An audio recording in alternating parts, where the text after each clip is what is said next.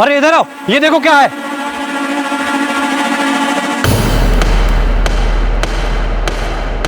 हटे यहाँ से। चलो हटो हटो सामने से।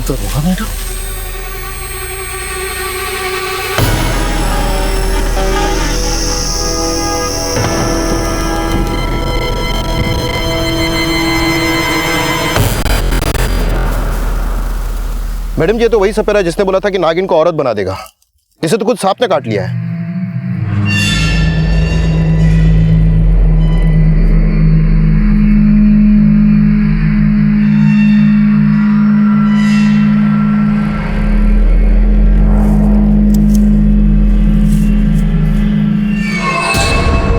मैडम इसकी पोटली में भूरी की तस्वीर मिली है। इस सपेरे का भूरी को नागिन बनाने की साजिश से जरूर कुछ लेना देना था। मुझे इसकी पूरी हिस्ट्री चाहिए। जी मैडम। अच्छा, ये महेश भी तो उसी दौरान छाता गांव से निकला था ना, जब ये सपेरा हरिया के घर आया था? जी मैडम। महेश का कुछ पता चला? मैडम हमारी टीम उसे ढूंढ रही है। उन्हें बोलो तेजी बढ़ाए।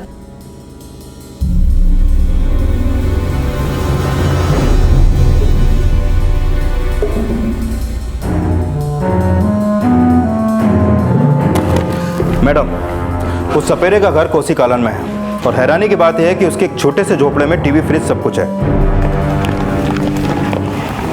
मैडम उसकी बीवी ने महेश की फोटो आइडेंटिफाई की है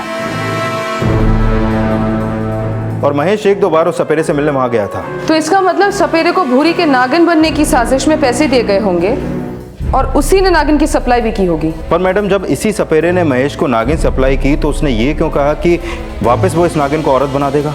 क्या भूरी जिंदा है? और इस केस में हमारी इन्वॉल्वमेंट देख के महेश भूरी को वापस औरत तो नहीं बनवा रहा था? हो सकता है भूरी पर दबाव डाल के उसे भी इस नौटंकी में घसीटा जा रहा हो। पर उस सपेरे की मौत का क्या राज है ये समझ में नहीं आ रहा। देखो यादव, ये सारे राज उतने ही रहस्यपूर्ण है जितनी की ये पूरी साजिश। और इन सारे रहस्यों से पर्दा तब फाश होगा जब हमारे हाथों वो आदमी लगेगा जिसने इस पूरे रहस्य को रचा। फिलहाल मैडम उस महेश का गोवर्धन में कुछ भी क्लू नहीं मिल पाया। महेश हर हफ्ते गोवर्धन जाता था, इसका मतलब उसका वहां पर कोई पक्का ठिकाना होगा। एक काम करो, पूरा कस्बा छान मारो। ओमी का मोबाइल, लैंडलाइन नंबर सारा सर्वेलेंस पे डाल दो। हमें किसी भी हालत में महेश को पकड़ना होगा। जी मैडम। सर, सपेरे से जुड़ी इंफॉर्मेशन से ये साफ है कि भूरी के नागिन बनने के पीछे एक बहुत बड़ी साजिश है। तो इस अंधविश्वास के नाम पर चल रही नौटंकी को जल्द से जल्द बंद करवाओ। उस नागिन को तुरंत जब्त करो और ये जानने की कोशिश करो कि कहीं उस सपेरे की मौत उस नागिन के काटने की वजह से ही तो नहीं हुई। सर। नागिन मैया की, नागिन मैया की, नागिन मैया की, नागिन मैया की, नागिन मैया की, नागिन मैया की, नागिन मैया की, नागिन मैया की, नागिन मैया की, नागिन मैया की, नागिन मैया की। क्या बात है दरोगा मैडम? ये नागिन अब यहाँ नहीं रहेगी।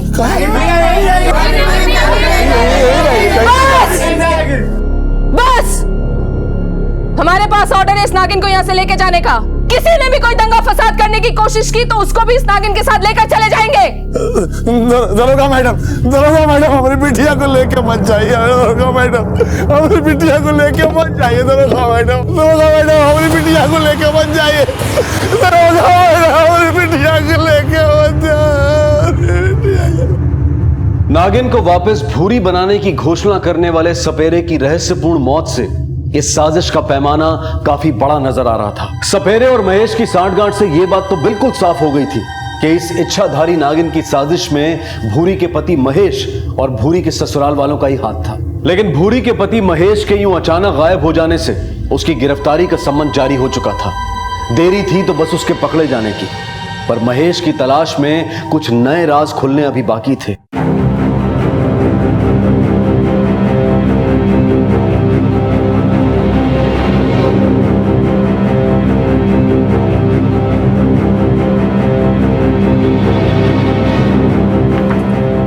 इस आदमी को कहीं देखा है? ये तो हमारे पास में ही रहता है। ये और इसकी बीवी हमारे यहाँ से सामान लेके जाते हैं।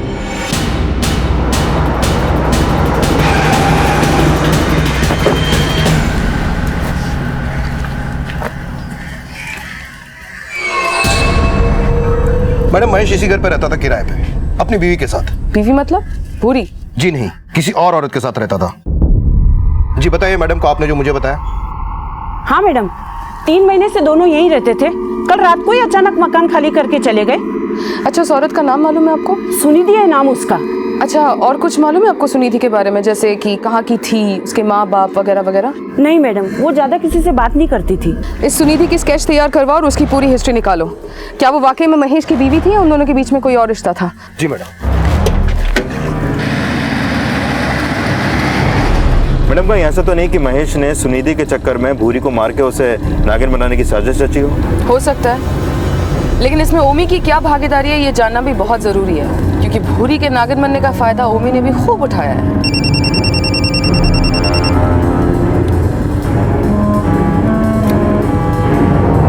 ओके मैडम, ओमी का नाती विनय भी 2 दिन से गायब है।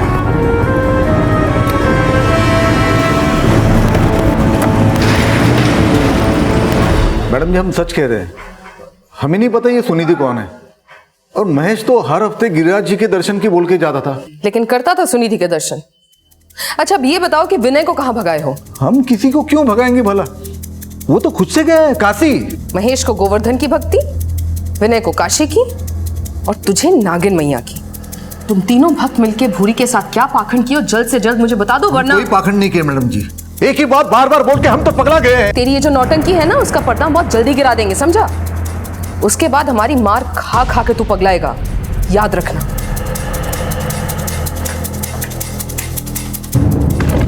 मैडम उस सपेरे की पोस्टमार्टम रिपोर्ट आ गई है, उसकी मौत सांप के काटने से ही हुई है। वही नागिन जो हमने हरिया के घर से जब्त की? नहीं मैडम, और एक बार, वो नागिन नहीं नाग है, सपेरों का पालतू नाग, जिसके जहर के दांत भी टूटे हुए हैं। यानी कि सपेरे ने नाग को नागिन बताकर महेश को थमा दिया और उसी को नागिन मैया मानकर गांव वाले जय जयकार करने लगे। यानी कि साजिश रचने वाले और उसको सच मानकर झूमने वाले दोनों ने हद ही कर दी। हंसता का तो जैसे मजाक बना के रख दिया इन लोगों ने। मैडम हरिया आपसे मिलना चाहता है, कह रहा है कि उसकी नागिन बिटिया उसको वापस दे दो।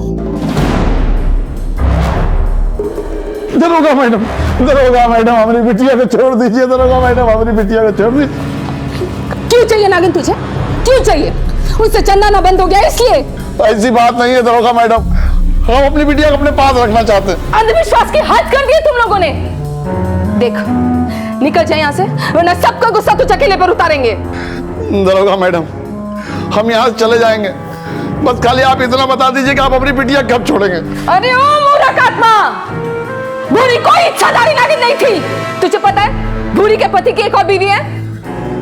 तेरा दामाद तेरी भूरी के सौत के साथ भाग गया है। भूरी के नाम पे जिस नागिन को तुम लोग पूज रहे हो ना, वो नागिन नहीं है, नाग है, नाग। अब सब लोग नाग को पूजोगे?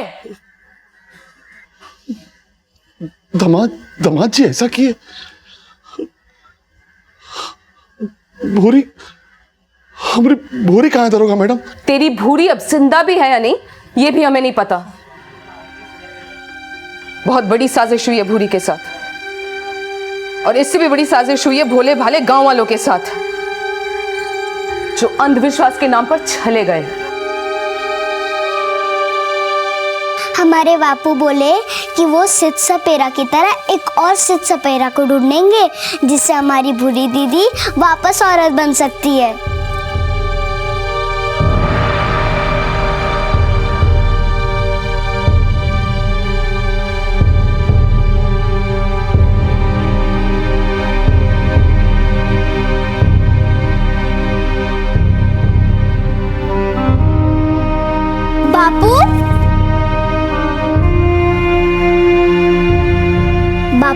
बापू, कहाँ हुआ बापू? आपने दूसरे से सपेरे को ढूंढा का? बोलो ना बापू, हमारी भूरी दीदी वापस कब औरत बनेगी?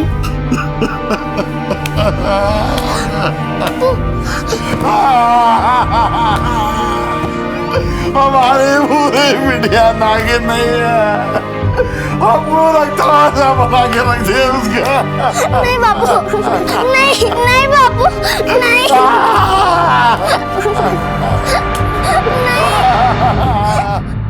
अंधविश्वास की बेड़ियों में जकड़े हरिया को गहरा धक्का लगा था, और अब जब उसे अपनी गलती का एहसास हुआ तब तक बहुत देर हो चुकी थी, क्योंकि जिस झूठ को वो सम्मान समझ रहा था उसी झूठ ने उसे दया का पात्र बना दिया था। भूरी कहाँ होगी, किस हाल में होगी, इस बात की चिंता अब एक बाप को सताने लगी थी, लेकिन काले को सफेद समझने की गलती करने वालों का हश्र हमेशा हरिया जैसा ही होता है। पुलिस हरिया के जरिए गांव वालों का अंधविश्वास तोड़ने में तो सफल हो गई थी, लेकिन इस अंधविश्वास को खड़ा करने वाले अपराधी अब भी पुलिस की गिरफ्त से बाहर थे। और फिर कुछ ऐसा हुआ जिसने इस केस की दिशा ही बदल दी। मैडम, इस आदमी ने आज सुबह ओमी को एक जवान लड़की के साथ देखा। बताओ मैडम को। मैडम, हमारी चाय की दुकान बस अड्डे के पास है। हमने देखा कि ओमी जी अपनी कार में एक औरत को लेकर आए और उसे वहां छोड़ के चले गए। वो लड़की इतना घूंघट निकाल रखी थी, उसका चेहरा ही नहीं दिख रहा था, पर हमने ओमी जी को देखा। ठीक है, तुम जाओ। मैडम, कौन हो सकती है वो लड़की? कहीं वो भूरी तो नहीं? कहीं उस सपेरे से ओमी ने तो नहीं बोलवाया था कि वो नागिन को औरत बना देगा?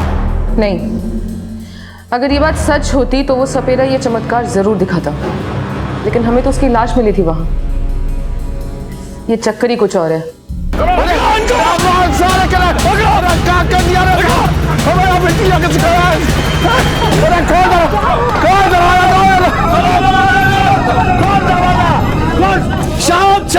शांत भाइयों, हमें हिंसा नहीं करनी है। बस उस पाखंडी ओमी को पकड़ करके दरोगा जी के पास लेकर जाना है।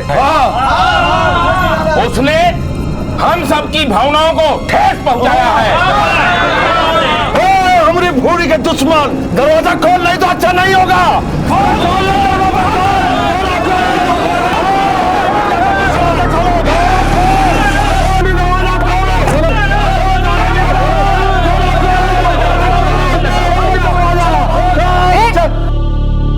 क्या नाटक लगा के रखा है ये सब? दरोगा मैडम, इसने बस!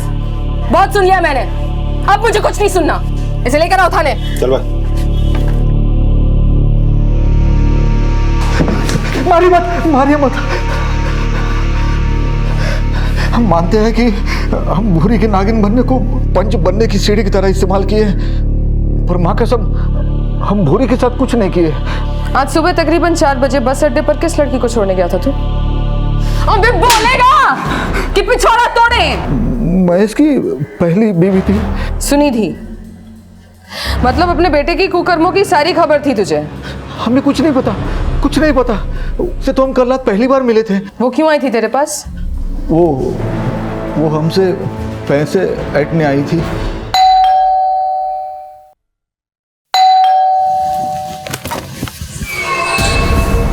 महेश कहाँ है?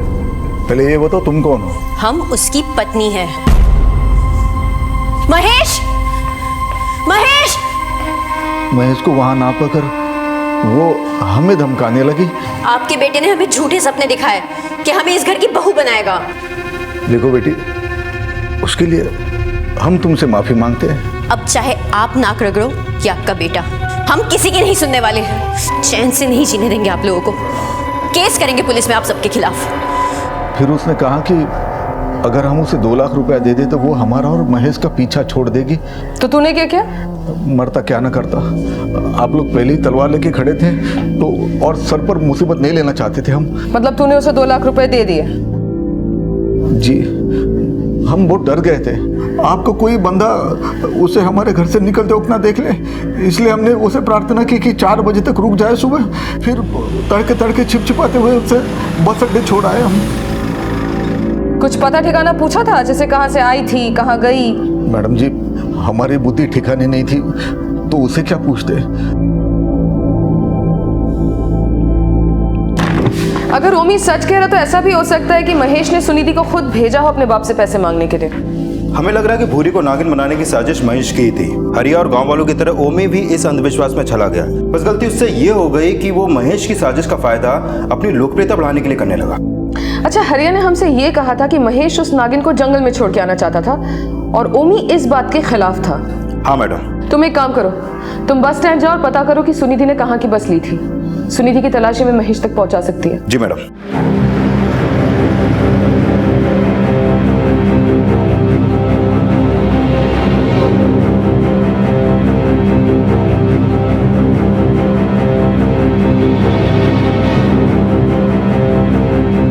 साहब, साहब, ये हमारी बस में बैठी थी। इसे हमने कानपुर बाईपास बस स्टॉप पे उतारा था।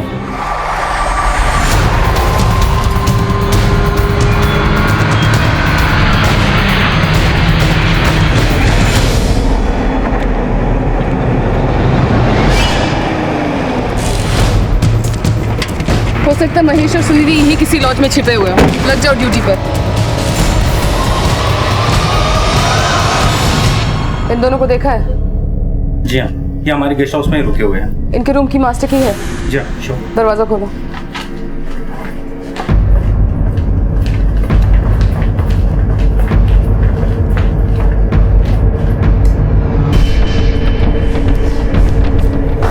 अरे आप लोग ऐसे कैसे अंदर आ सकते? महेश का है। महेश? हमें नहीं पता। जय को सर्च करो।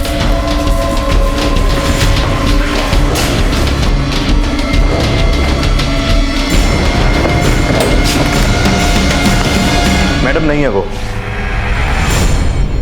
महेश और हमारा 2 साल से अफेयर था। अभी 1 साल पहले हम दोनों ने कोर्ट मैरिज की, मगर उसने कभी भी हमें अपने घर वालों से नहीं मिलाया, बस हमें झूठा दिलासा देता रहा।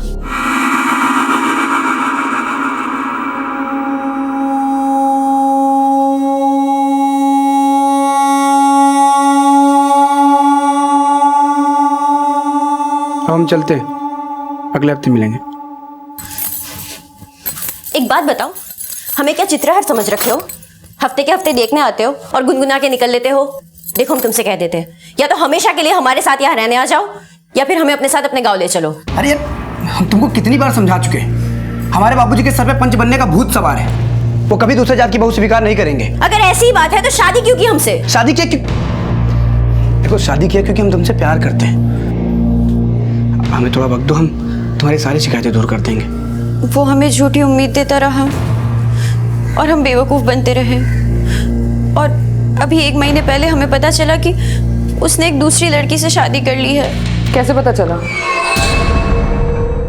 हमें किसी का फोन आया था, पता नहीं वो कौन था, बस उसने इतना कहा कि महेश हमें धोखा दे रहा है, और उसने हमें भूरी और महेश के शादी की फोटो भी भेजे।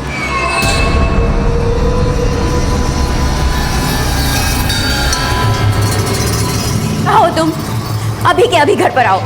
मैं कुछ नहीं सुनना चाहती, तुम यहाँ हो वरना मैं वहां आ रही हूँ। क्या है ये? क्यों जिंदगी बर्बाद की हमारी? हमें माफ कर दो, हम शादी नहीं करना चाहते थे, मगर हमारे बाबूजी ने जबरदस्ती हमको घोड़ी चढ़ा दी। तो तुम हमें फांसी चढ़ा दो। अरे नहीं, ऐसा मत बोलो, हम मर जाएंगे तुम्हारे बिना। अगर हमसे इतना ही प्यार करते हो तो अभी के अभी हमें अपने साथ अपने घर ले चलो, वरना हम खुद वहां आएंगे और सबको सब कुछ बता देंगे, और फिर मिट्टी का तेल छिड़क के उस सौतन को दबोच के खुद को आग लगा देंगे। अरे नहीं, तुम ऐसा अनर्थ ना करना, हमको थोड़ा सा वक्त दो, हम कोई ना कोई रास्ता निकाल लेंगे। उसने हमसे वादा किया कि वो भूरी को तलाक दे देगा और हमें अपने साथ अपने गांव ले जाएगा, लेकिन उसने तो हमसे वो घर भी छीन लिया जिसमें हम किराए पे रहते थे।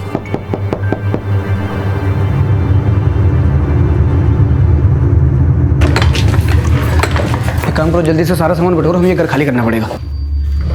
रातों रात हमने वो घर खाली कर दिया और वो हमें यहाँ इस गेस्ट हाउस में ले आया।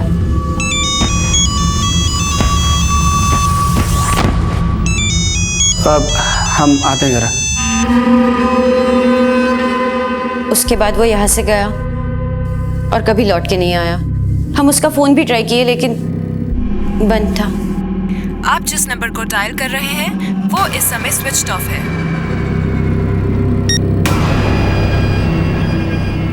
2 दिन तक हम उसका इंतजार किए, पर जब वो नहीं आया तो हम खुद उसके गांव पहुंच गए। तुमने उसके माँ बाप से 2 लाख रुपए मांगे? जी हाँ, मांगे, पर हम क्या करते? हमारे पास कोई और रास्ता नहीं था। हम अनाथ है। अगर हमारा कोई अपना होता तो हम उस महेश के झांसे में कभी नहीं फंसते। महेश का फोन तो पिछले 5 दिनों से बंद है, और तुमने अभी अभी कहा कि जब वो तुम्हें इस गेस्ट हाउस में लाया था तो उसे किसी का फोन आया था। जी, वो उसके पास 2 फोन हैं। नंबर निकालो। जी। मैडम, सुनीति ने जो नंबर दिया था वो महेश के गोवर्धन वाले एड्रेस पर रजिस्टर्ड है, जो पिछले 4 दिनों से बंद है। यानी कि सुनीति सच बोल रही थी। और सेम एड्रेस पे महेश के नाम से एक दूसरा नंबर भी रजिस्टर्ड है जो उसने 1 महीने पहले लिया था। और वो नंबर ऑन है? नहीं मैडम, लेकिन हमने उस नंबर की पिछले 15 दिनों की लोकेशन चेक की हैं। पहले उसकी लोकेशन छाता गांव और कोसी कालन थी। कोसी कालन, जहाँ वो सपेरा रहता था? जी मैडम, और पिछले हफ्ते उसकी लोकेशन बनारस थी और उसके बाद कानपुर, जहाँ महेश का दूसरा नंबर भी एक्टिव था। इसका मतलब उस दिन महेश को उसी नंबर से फोन आया था? Yes madam. इसका मतलब वो महेश का वही मौरा है जिसे उसने भूरी को नागिन बनाने की साजिश में शामिल किया होगा, और वो विनय के अलावा कोई और नहीं हो सकता, क्योंकि महेश के साथ साथ विनय भी गायब है। एक काम करो, दोनों नंबर्स की आखिरी लोकेशन पता करो। कानपुर में वो दोनों जहां पर आखिरी बार मिले थे वहां पर जाकर छानबीन करो।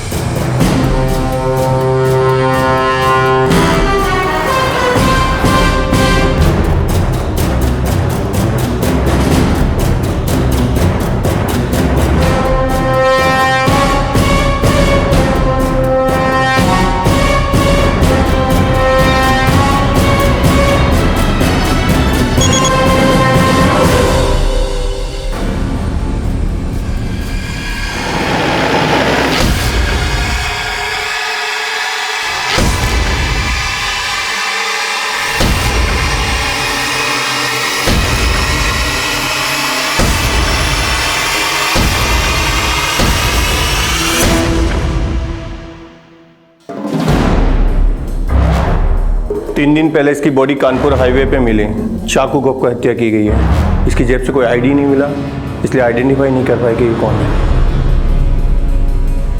ये बात मेरी कुछ समझ में नहीं आ रही है यादव। भूरी को नागिन बनाने के पीछे 3 लोग शामिल थे, सपेरा, विनय और महेश। महेश इस प्लान का मास्टरमाइंड था। सपेरे के बाद उसकी भी हत्या कर दी गई, बाकी बचा विनय। अब सवाल ये उठता है कि अगर विनय ने इन दोनों की हत्या की तो क्यों की और किस इरादे से की? महेश की हत्या ने इस केस से जुड़े सवालों को और ज्यादा जटिल बना दिया था, क्योंकि अब तक ऐसा लग रहा था कि जैसे महेश खुद इस पूरी साजिश का एक अहम हिस्सा है। वहीं विनय को पुलिस महेश का मोहरा समझती थी। अगर उसी ने महेश की हत्या की थी तो सवाल यह उठ रहा था कि ऐसा क्या हुआ कि अपने वजीर के इशारों पर नाचने वाले प्यादे ने ही अपने वजीर का सर कलम कर दिया। और भूरी को इच्छाधारी नागिन बताने की इस साजिश में विनय की क्या भूमिका थी, ये जानने के लिए पुलिस अब विनय की तलाश में जुट गई। मैडम, अभी इंफॉर्मेशन मिली है कि कानपुर की एक second hand cell purchase garage में महेश की गाड़ी सेल के लिए रखी गई है। Let's move.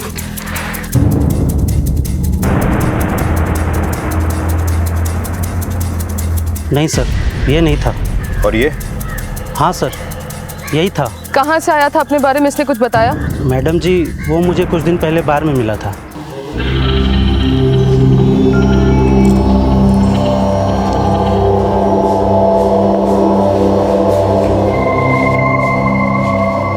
भाई साहब बैठ सकता हूँ 2 मिनट? हाँ बैठो। Thank you.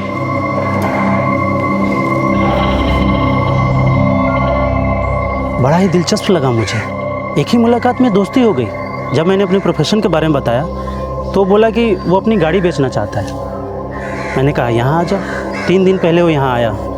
मैंने गाड़ी की कंडीशन देखी तो मैंने कहा 2 लाख तक दिलवा सकता हूँ। उसने मुझसे 1 लाख रुपए एडवांस मांगे। जब गाड़ी के पेपर्स मांगे तो बोला ग्राहक लगेगा तो दिखा देंगे। लेकिन आपने उसको कुछ पैसे एडवांस में दिए थे क्या? हाँ, 50,000। वो और पैसे लेना चाहता था, कह रहा था कोई मजबूरी है। मैंने उसे एग्रीमेंट साइन करवा लिया और बोला कि जब तुम सारे पेपर्स दे दोगे तो मैं बाकी के पैसे तुम्हें दे दूंगा। उसने 2 दिन की मोहलत मांगी। उसने 2 दिन की मोहलत नकली पेपर्स बनवाने के लिए लिए होंगे। मैडम जी, शायद वो कल सुबह यहाँ पेपर्स लेके आएगा।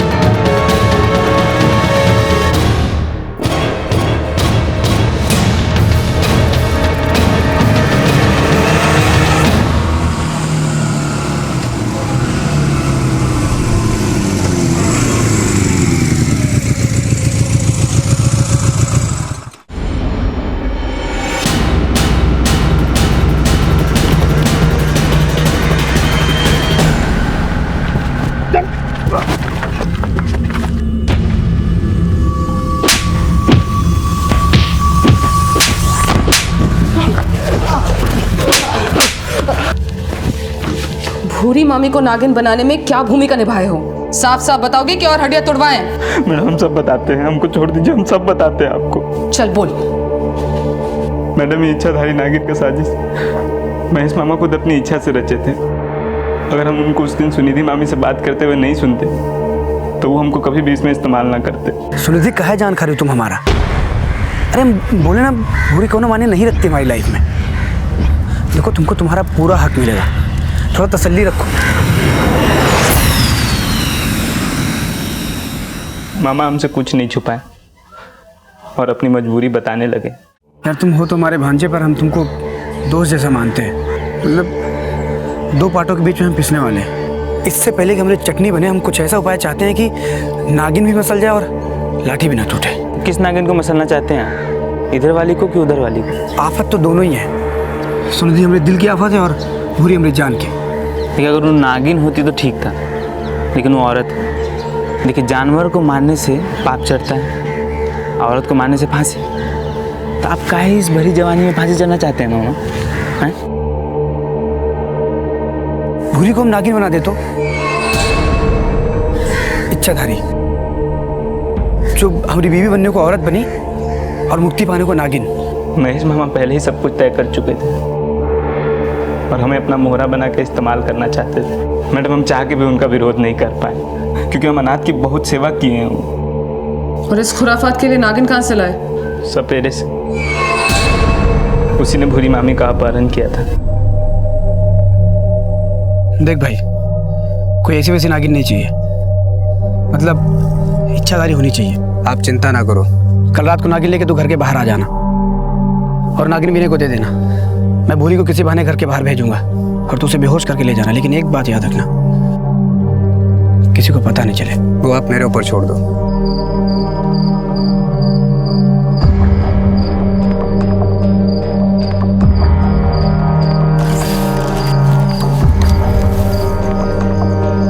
हेलो, हाँ मामा, नागिन मिल गई है।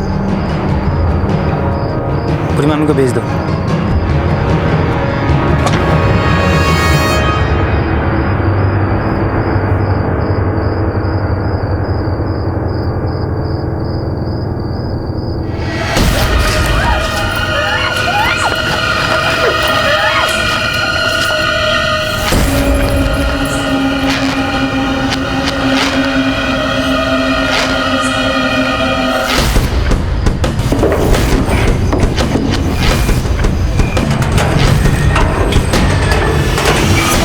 मामा इस काम के लिए अपने को दोस्त का टेम्पू लाए थे, जिसमें सपेरा भूरी मामी को ले गया और हम नागिन लेके मामा के पास चले गए।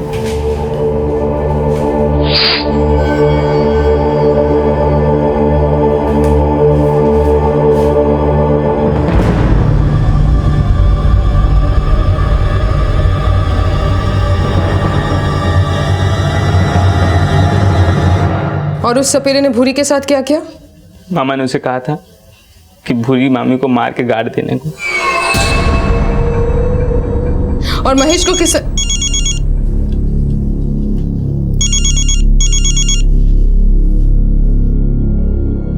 तो महेश को किसने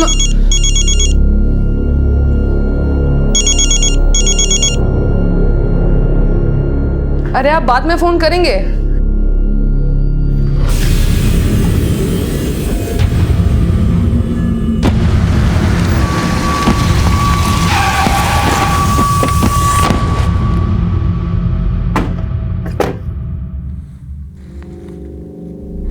हाँ, तो आप लोग ये सोच रहे होंगे कि हमने आप सबको यहाँ पे इकट्ठा क्यों किया है?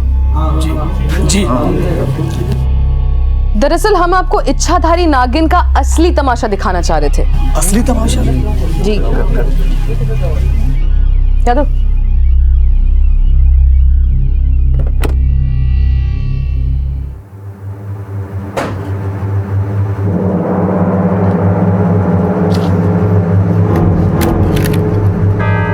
तो ये है वो नागिन जो पहले ओमी के पंच की गद्दी बनने वाली थी और उसके बाद हरिया के घर की चांदी। पर ये तो नाग है ना मैडम जी? अरे पहले सुन तो लीजिए पूरी बात। हम इसे औरत बना सकते हैं। हाँ।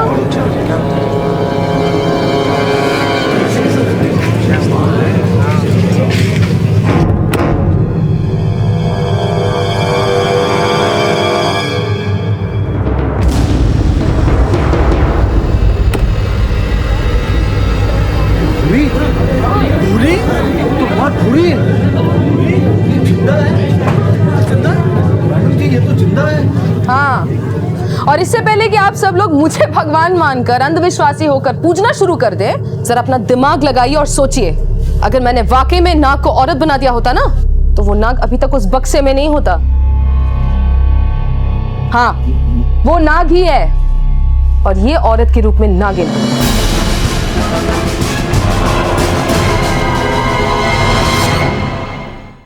इन्हीं की इच्छा से तो पूरा इच्छाधारी नागिन का तमाशा हुआ था।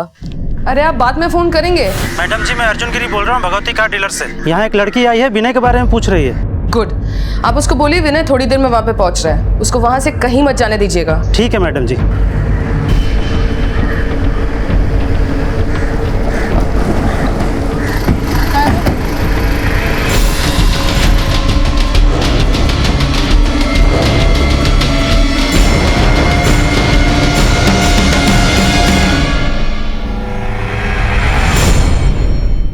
अभी इच्छाधारी क्यों बनी, किसके लिए बनी, उनसे नहीं मिलना चाहेंगे आप लोग?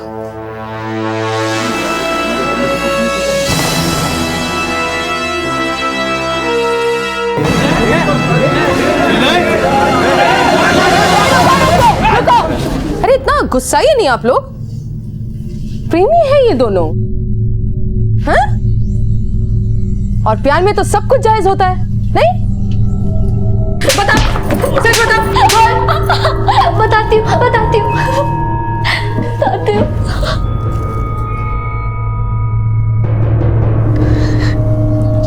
शादी के बाद महेश हमसे बहुत दूर दूर रहता था, जिस वजह से हम और विनय नजदीक आ गए।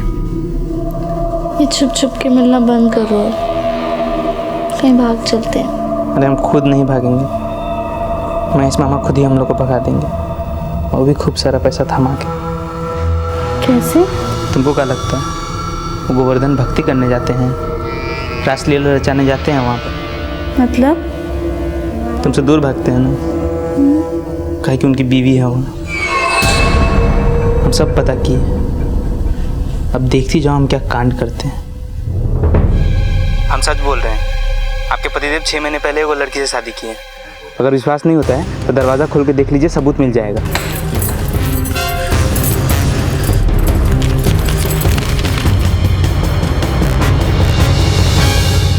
देखो तीर एकदम निशाने पे लगा।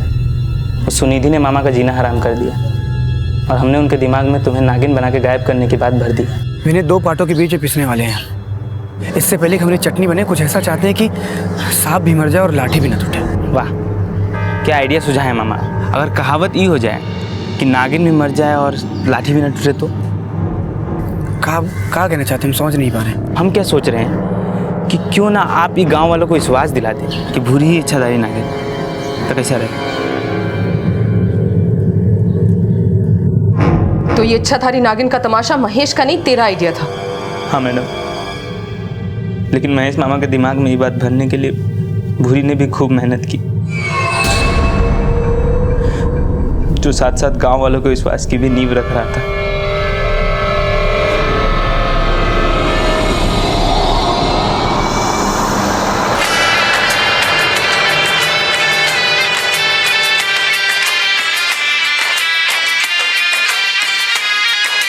सब एकदम योजनाबद्ध तरीके से चल रहा था, लेकिन हमारे ओमी नाना ने उस नागिन को नागिन मियाँ बनाकर सब गुड़ गोबर कर दिया। नहीं तो महेश मामा चाहते थे कि गांव वालों का विश्वास जीतने के बाद उस नागिन को जंगल छोड़ा है। लेकिन उस सपेरे ने ऐसा क्यों कहा था कि वो नागिन को वापस भूरी बना देगा? क्योंकि मैडम उस सपेरे को पता था कि हम महेश मामा की आंखों में धूल झोंक कर भूरी को जिंदा रखें, और इसी बात के लिए हमसे पैसे ऐंठना चाहता था।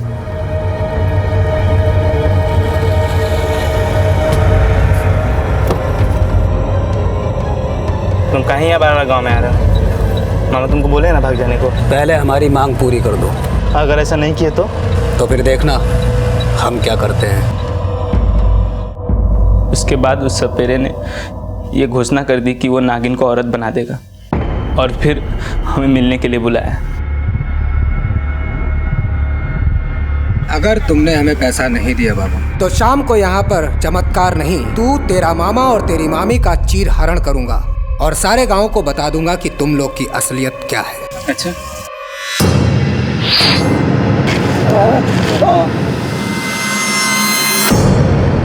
महेश को तूने मारा था? हाँ, मारना पड़ा, काहे कि हम इस राज को राजी रखना चाहते थे।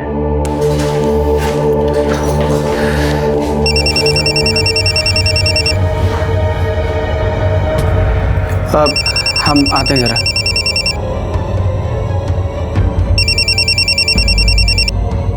हाँ बोल। जो बोलना था वो बोल दिए हैं। हम यहाँ हाईवे पे खड़े हैं, आके हमारा पैसा दे दीजिए, नहीं तो सारा पोल पट्टी पुलिस वाला लोग की जगह बता देंगे। देखो तुम ऐसा कुछ मत करना, हमारे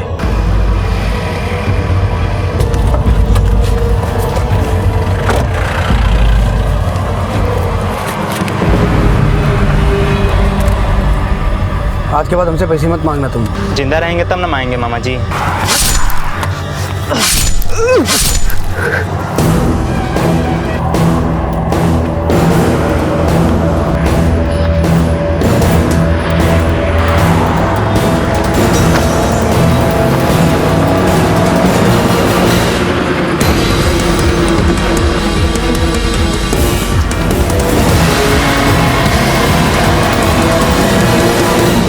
तो ये था इच्छाधारी नागिन का असली तमाशा, जिन्हें रचने वाले कुकर्मों की रंगरलियां मनाते रहे और आप नाग को नागिन मान के उसे पूछते गए। इन्होंने रिश्तों का मजाक बना के आप लोगों को अंधविश्वासी बनाते रहे और आप लोग बेवकूफ पे बेवकूफ बनते गए। जो मारे गए वो कोई दूध के धुले हुए नहीं थे। जैसे हर हफ्ते गोवर्धन जाने वाला आपका बेटा महेश, ना वो कोई धार्मिक पुरुष था और ना ही वो सपेरा कोई चमत्कारी।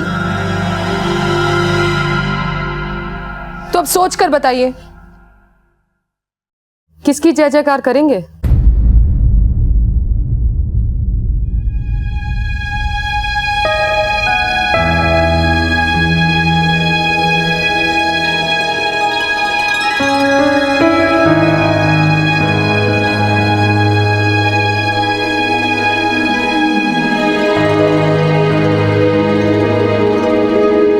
इच्छाधारी नागिन प्राचीन कहानियों में एक काल्पनिक पात्र है और उससे जुड़े किस्से कोरे मिथ के अलावा और कुछ नहीं। लेकिन इसी मिथ से जुड़ी मान्यताओं का सहारा लेकर एक ऐसे अपराध को अंजाम दिया गया जो रिश्तों को तो कलंकित करता ही है, पर साथ ही साथ ये सवाल भी उठाता है कि आज भी हमारा समाज इस तरह के न जाने कितने अंधविश्वासों में जकड़ा हुआ है। आस्था होना अच्छी बात है, लेकिन अगर आपका विश्वास तर्क विहीन है तो ये सिर्फ आपको ही नहीं बल्कि आपके अपनों को भी नुकसान पहुंचा सकता है। अब मैं अनूप सोनी आपसे विदा लेता हूं, फिर मुलाकात होगी अगले एपिसोड में एक और चौंका देने वाले केस के साथ। तब तक अपना और अपने परिवार का ख्याल रखें और देखते रहें क्राइम पेट्रोल डायल 100। सबक एक को, सीख हम सबको। जय हिंद।